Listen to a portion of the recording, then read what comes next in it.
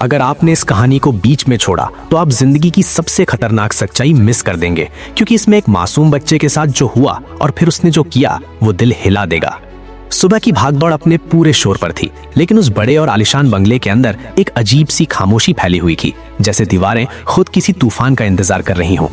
रोहित अपने सूटकेस में कपड़े रखते हुए बार बार घड़ी देख रहा था, क्योंकि उसे 3 महीने के लिए विदेश जाना था, एक बहुत बड़े बिजनेस डील के लिए, और उसके चेहरे पर जिम्मेदारी का दबाव साफ झलक रहा था। कमरे के एक कोने में उसका 10 साल का बेटा आरव चुपचाप बैठा था। उसकी आंखें नम थीं और दिल में एक अनजाना डर था, जैसे उसे महसूस हो रहा हो कि आज के बाद उसकी जिंदगी बदलने वाली है। पास ही खड़ी थी माया, उसकी सौतेली माँ, जो बाहर से बेहद सुलझी हुई, प्यार दिखाने वाली और मीठी आवाज में बात करने वाली थी, लेकिन उसकी आंखों की गहराई में एक अजीब सी ठंडक थी जिसे कोई नहीं समझ पाता था। उसने बहुत ही प्यार से आरव के सिर पर हाथ फेरा और रोहित से बोली कि तुम बिल्कुल चिंता मत करो, मैं आरव को अपनी सगी औलाद से भी ज्यादा प्यार दूंगी। उसकी आवाज इतनी सच्ची लग रही थी कि रोहित ने बिना सोचे उस पर भरोसा कर लिया। उसने अपने बेटे को गले लगाया, माथे को चूमा और भारी दिल से घर से निकल गया। लेकिन जैसे ही उसकी कार गेट के बाहर गई, उसी पल माया के चेहरे की मुस्कान धीरे धीरे गायब हो गई और उसकी जगह एक खतरनाक सन्नाटा छा गया। आरव ने धीरे से कहा कि माँ, मुझे स्कूल जाना है, लेकिन उसकी बात पूरी भी नहीं हुई थी कि माया ने गुस्से में उसकी प्लेट जमीन पर फेंक दी और चिल्ला कर बोली कि अब कोई स्कूल नहीं जाएगा, बहुत नाटक हो गया, तेरे राजकुमार वाले दिन खत्म, अब काम करना सीख। उस मासूम बच्चे के लिए ये शब्द किसी बिजली के झटके से कम नहीं थे। उसी दिन से उसकी जिंदगी एक ऐसे अंधेरे में धकेल दी गई जहां से निकलना उसके लिए नामुमकिन लगने लगा। जो बच्चा कल तक स्कूल जाता था, दोस्तों के साथ खेलता था, अब वही सुबह उठते ही पूरे घर की सफाई करता, बर्तन धोता, कपड़े साफ करता, और अगर जरा सी भी गलती हो जाती तो माया उसे बेरहमी से पीटती।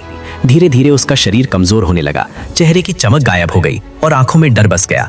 खाने के नाम पर उसे बस बचा खुचा खाना दिया जाता, कई बार तो वो भी नहीं मिलता। रात को उसे घर के पीछे बने एक अंधेरे और सीलन भरे स्टोर रूम में बंद कर दिया जाता, जहां सिर्फ एक पुरानी चटाई पड़ी थी। वहीं लेटकर वो हर रात अपनी असली माँ को याद करता और रोते रोते सो जाता। उसकी सिसकियां उस कमरे की दीवारों में कैद हो जाती। कुछ दिनों बाद माया की बहन सोनिया भी वहां आ गई और दोनों बहनों ने मिलकर आरव की जिंदगी को और भी बदतर बना दिया। दोनों दिन भर आराम करती, टीवी देखती और आरव से हर छोटा बड़ा काम करवाती। एक दिन सोनिया ने अपने पैसे जमीन पर फेंक दिए और हंसते हुए बोली कि जा, कुत्ते की तरह रेंग कर उठा इन्हें। आरव की आंखों से आंसू बह रहे थे, लेकिन डर के कारण वो चुपचाप जमीन पर झुक गया और पैसे उठाने लगा। धीरे धीरे उन्होंने एक खतरनाक साजिश रची आरव को पागल साबित करने की। उन्होंने उसके खाने में नशीली दवाइयां मिलानी शुरू कर दी, जिससे उसकी हालत खराब होने लगी। उसे चक्कर आने लगे, उसका दिमाग कमजोर होने लगा और वो डर के मारे खुद से बातें करने लगा। ये देखकर माया और सोनिया खुश होती, क्योंकि यही उनका प्लान था, उसे मानसिक रूप से बीमार घोषित करके उसकी पूरी संपत्ति अपने नाम करना। लेकिन इस कहानी में एक मोड़ अभी बाकी था। घर के पास रहने वाले एक बुजुर्ग दंपत्ति ने एक रात खिड़की से देखा कि एक कमजोर बच्चा कचरे में खाना ढूंढ रहा है। ध्यान से देखने पर उन्हें पता चला कि वो कोई और नहीं बल्कि आरव है। उनका दिल कांप गया और उन्होंने तुरंत आरव के मामा विक्रांत को फोन किया, जो एक बहुत होशियार वकील था। विक्रांत ने सब कुछ सुनकर तुरंत एक प्लान बनाया और घर में एक गिफ्ट भेजा, एक बड़ा टेडी बियर जिसमें छुपा था एक कैमरा और रिकॉर्डर। अब घर के अंदर होने वाली हर सच्चाई रिकॉर्ड होने लगी और धीरे धीरे सारे सबूत विक्रांत के पास पहुंचने लगे। उधर विदेश में बैठे रोहित को अजीब अजीब सपने आने लगे। उसे बार बार लगता कि उसका बेटा उसे बुला रहा है, उसकी हालत खराब है। उसका दिल बेचैन हो गया और उसने तुरंत सब कुछ छोड़कर भारत लौटने का फैसला किया। रात के समय जब वो घर पहुंचा तो अंदर पार्टी चल रही थी, तेज म्यूजिक बज रहा था और माया और सोनिया हंस रही थी। ये देखकर उसका दिल बैठ गया। उसने गुस्से में पूछा कि आरव कहाँ है, लेकिन कोई जवाब नहीं मिला। वो पागलों की तरह पूरे घर में उसे ढूंढने लगा और तभी उसकी नजर पीछे बने स्टोर रूम पर पड़ी, जिस पर ताला लगा हुआ था। उसने ताला तोड़ा और जैसे ही अंदर गया, सामने का दृश्य देखकर उसकी चीख निकल गई। उसका बेटा एक जिंदा लाश की तरह जमीन पर पड़ा था, शरीर पर घाव, आंखों में डर और होंठ सूखे हुए। रोहित वहीं टूट गया। वो अपने बेटे को गले लगाकर रोने लगा और खुद को कोसने लगा कि उसने इतनी बड़ी गलती कैसे कर दी। लेकिन कहानी यहीं खत्म नहीं हुई।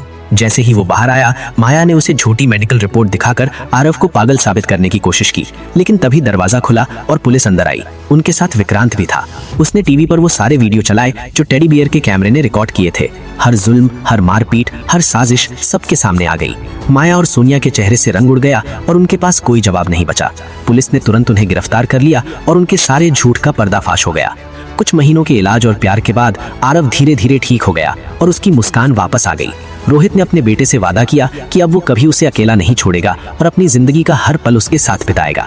समय बीतता गया और वही कमजोर बच्चा आरव बड़ा होकर एक मजबूत इंसान बना, जिसने ठान लिया कि वो उन बच्चों की मदद करेगा जो उसके जैसे दर्द से गुजरते हैं। उसने एक संस्था शुरू की जहां ऐसे बच्चों को नया जीवन दिया जाता था और वो हजारों बच्चों की जिंदगी बदलने लगा। जिसने कभी कचरे में खाना ढूंढा था, आज वही बच्चों को सम्मान से जीना सिखा रहा था। यही जिंदगी की सच्चाई है। जिसे तुम कमजोर समझते हो वही एक दिन सबसे बड़ा बदलाव बन सकता है, और जो दूसरों के साथ बुरा करता है उसका अंत हमेशा बुरा ही होता है। फायर, अब आपकी बारी है। सच बताना, अगर आप रोहित की जगह होते तो क्या आप खुद को माफ कर पाते? और माया जैसी औरत को क्या सजा मिलनी चाहिए थी? सिर्फ जेल या उससे भी बड़ी सजा? अपनी राय कमेंट में जरूर लिखो, क्योंकि हर कमेंट एक सच्चाई को सामने लाता है। और अगर दिल छू गया हो तो वीडियो शेयर करना मत भूलना।